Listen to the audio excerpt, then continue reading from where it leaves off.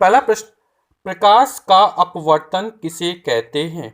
उत्तर, प्रकाश की किरण जब एक पारदर्शी माध्यम से दूसरे पारदर्शी माध्यम में प्रवेश करती है तो वह अपने मार्ग से विचलित हो जाती है। इस घटना को प्रकाश का अपवर्तन कहते हैं। अगला प्रश्न, प्रकाश के अपवर्तन पर निर्भर कुछ सामान्य घटनाओं के उदाहरण लिखिए। उत्तर, पानी में पेंसिल का टेढ़ा दिखाई देना, जब पेंसिल पानी में डुबाई जाती है तो वो टेढ़ी दिखाई देती है। तालाब की गहराई उसकी वास्तविक गहराई से कम प्रतीत होना, तारों का टिमटिमाना, सूर्योदय से पहले एवं सूर्यास्त के बाद सूर्य का दिखाई देना। अगला प्रश्न, प्रकाश के अपवर्तन संबंधी नियमों को लिखिए। उत्तर, प्रकाश के अपवर्तन संबंधी निम्नलिखित दो नियम हैं। पहला, आपतित किरण, अपवर्तित किरण। अपवर्तक पृष्ठ के आपतन बिंदु पर डाला गया अभिलंब तीनों एक ही तल में स्थित होते हैं।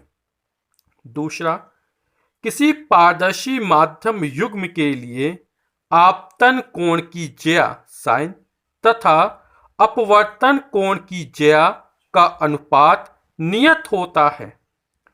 इस नियम को स्नेल का नियम भी कहते हैं।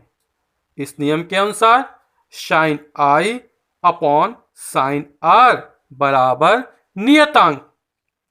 अगला प्रश्न, चित्र के माध्यम से प्रकाश के एक माध्यम से दूसरे माध्यम में जाने की प्रक्रिया को स्पष्ट कीजिए। तो जो पहला चित्र बना है लेफ्ट हैंड साइड में, उसके लिए जब प्रकाश की किरण विरल माध्यम से सघन माध्यम में जाती है तो वह अभिलंब की ओर झुकती है। और राइट हैंड साइड के चित्र के लिए दूसरा, प्रकाश की किरण जब सघन माध्यम से विरल माध्यम में प्रवेश करती है तो वह अभिलंब से दूर हटती है। अगला प्रश्न, अपवर्तनांक की परिभाषा माध्यम में प्रकाश के चाल के पदों में लिखिए। उत्तर, किसी माध्यम का अपवर्तनांक निर्वात में प्रकाश की चाल तथा माध्यम में प्रकाश की चाल के अनुपात के बराबर होता है। किसी माध्यम का अपवर्तनांक को स्मॉल एन से प्रदर्शित करते हैं, तो स्मॉल एन बराबर निर्वात में प्रकाश की चाल बटे माध्यम में प्रकाश की चाल। अगला प्रश्न, अपवर्तनांक का मात्रक लिखिए। उत्तर, अपवर्तनांक एक अनुपात है, इसका कोई मात्रक नहीं होता है। अगला प्रश्न, प्रकाश के वर्ण विक्षेपण से आप क्या समझते हैं? उत्तर, जब प्रकाश की श्वेत किरण किसी प्रिज्म से होकर निर्गत होती है तो यह अपने अवयवी रंगों में विभक्त हो जाती है। इस क्रिया को वर्ण विक्षेपण कहते हैं। अगला प्रश्न, श्वेत प्रकाश प्रिज्म से गुजरने के पश्चात कितने रंगों में विभक्त हो जाता है? उत्तर, श्वेत प्रकाश प्रिज्म से गुजरने के पश्चात 7 रंगों के समूह में विभक्त हो जाता है। इन 7 रंगों का क्रम बैगनी, जामुनी, नीला, हरा, पीला, नारंगी और लाल है। अगला प्रश्न, प्रकाश का वर्णक्रम किसे कहते हैं? उत्तर, पर्दे पर प्राप्त 7 रंगों के समूह को प्रकाश का वर्णक्रम कहते हैं। अगला प्रश्न, लेंस किसे कहते हैं? उत्तर, लेंस किसी पारदर्शी माध्यम का ऐसा टुकड़ा है जिसके दोनों पृष्ठ वक्र अथवा एक पृष्ठ वक्र तथा दूसरा पृष्ठ समतल हो।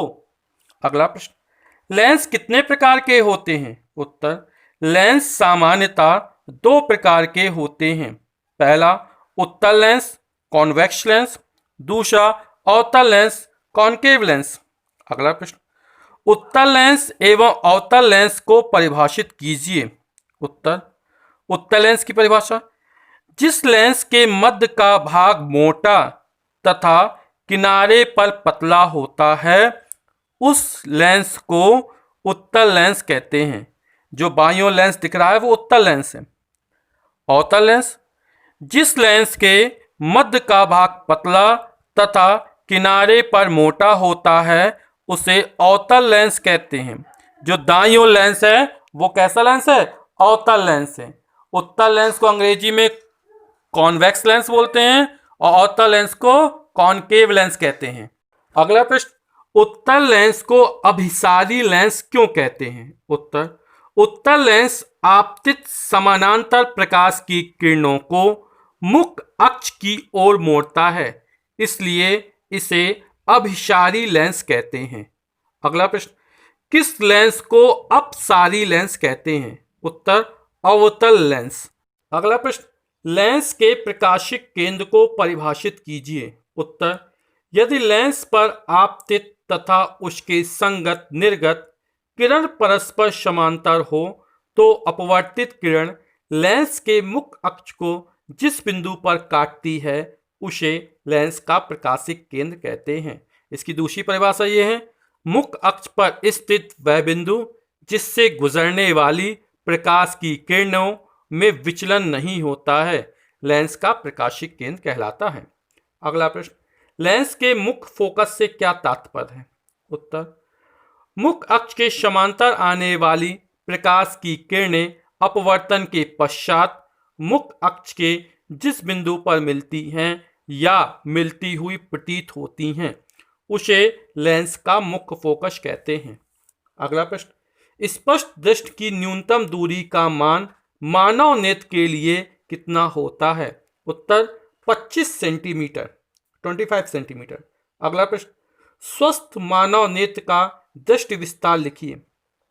उत्तर, स्वस्थ मानव नेत्र का दृष्टि विस्तार 25 सेंटीमीटर से अनंत तक है।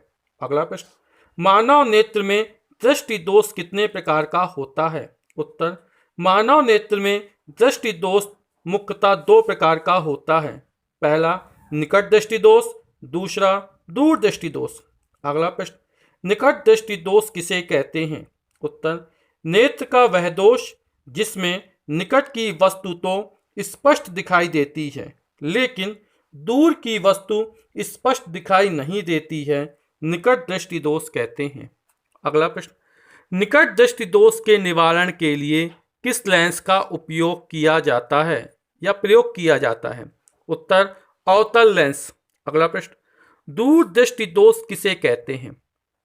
उत्तर, नेत्र का वह दोष जिसमें दूर की वस्तु तो स्पष्ट दिखाई देती है लेकिन निकट की वस्तु स्पष्ट दिखाई नहीं देती है, दूर दृष्टि दोष कहते हैं।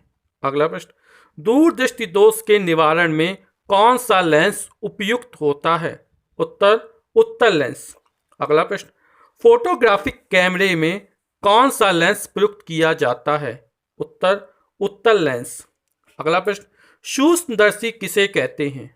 उत्तर, सूक्ष्मदर्शी एक ऐसा प्रकाशिक यंत्र है जिसकी सहायता से निकटवर्ती सूक्ष्म वस्तुओं को स्पष्ट देखा जा सकता है। अगला प्रश्न, सरल सूक्ष्मदर्शी किसे कहते हैं? उत्तर, यह एक सरल प्रकाशिक यंत्र है जिसके द्वारा छोटी वस्तुओं का एक बड़ा प्रतिबिंब दिखाई देता है। अगला प्रश्न, सरल सूक्ष्मदर्शी की संरचना बनाइए। जो चित्र दिख रहा है वो सरल सूक्ष्मदर्शी का है। यह कम फोकस दूरी का एक उत्तल लेंस होता है जो प्लास्टिक अथवा धातु के एक फ्रेम में कसा होता है। फ्रेम में एक हैंडल लगा होता है। अगला प्रश्न, सूक्ष्मदर्शी कितने प्रकार के होते हैं? उत्तर, सूक्ष्मदर्शी मुख्यतः 2 प्रकार के होते हैं। पहला सरल सूक्ष्मदर्शी और दूसरा संयुक्त सूक्ष्मदर्शी। अगला प्रश्न, उत्तल लेंस को आवर्धक लेंस क्यों कहते हैं? उत्तर, जब वस्तु को उत्तल लेंस तथा उसके फोकस के बीच रखते हैं तो वस्तु का बड़ा, काल्पनिक व सीधा प्रतिबिंब बनता है, अर्थात उत्तल लेंस से वस्तु बड़ी आवर्धित दिखाई देती है, इसलिए इसे आवर्धक लेंस कहते हैं। अगला प्रश्न, संयुक्त अथवा यौगिक सूक्ष्मदर्शी किसे कहते हैं? उत्तर, ऐसा प्रकाशिक यंत्र जिसके द्वारा अत्यधिक छोटी वस्तुओं के बहुत बड़े प्रतिबिंब देखे जा सकते हैं। संयुक्त अथवा यौगिक सूक्ष्मदर्शी कहते हैं। अगला प्रश्न, आइरिस क्या है? उत्तर, कॉर्निया के पीछे एक रंगीन अपारदर्शक झिल्ली का पर्दा होता है जिसे आइरिस कहते हैं। अगला प्रश्न, मानव नेत्र का रंग आंख के किस भाग पर निर्भर करता है? उत्तर, आइरिस। अगला प्रश्न, मानव नेत्र का कौन सा भाग कैमरे के डायाफ्राम की भांति कार्य करता है? उत्तर, आइरिस। अगला प्रश्न, कॉर्निया क्या है? उत्तर, नेत्र गोलक के सामने का भाग कुछ उभरा हुआ तथा पारदर्शक होता है। इस भाग को कॉर्निया या स्वच्छमंडल कहते हैं। प्रकाश कॉर्निया से होकर नेत्र में प्रवेश करता है। अगला प्रश्न, पुतली किसे कहते हैं? इसका कार्य लिखिए। उत्तर, आइरिस के मध्य एक छिद्र होता है जिसे पुतली या नेत्र तारा कहते हैं। पुतली नेत्र में प्रवेश करने वाले प्रकाश की मात्रा को नियंत्रित करती है। अगला प्रश्न, कांचाप द्रव किसे कहते हैं? उत्तर, नेत्र लेंस और रेटिना के मध्य एक पारदर्शक द्रव भरा रहता है जिसे कांचाप द्रव कहते हैं। कांचाप द्रव का अपवर्तनांक जल के अपवर्तनांक के बराबर होता है। अगला प्रश्न, प्रिज्म किसे कहते हैं? उत्तर, किसी समांग पारदर्शी माध्यम की वह आकृति जो किसी कोण पर झुके हुए दो समतल पृष्ठों से घिरी होती है प्रिज्म कहलाती है। अगला प्रश्न, प्राथमिक रंगों के नाम लिखिए।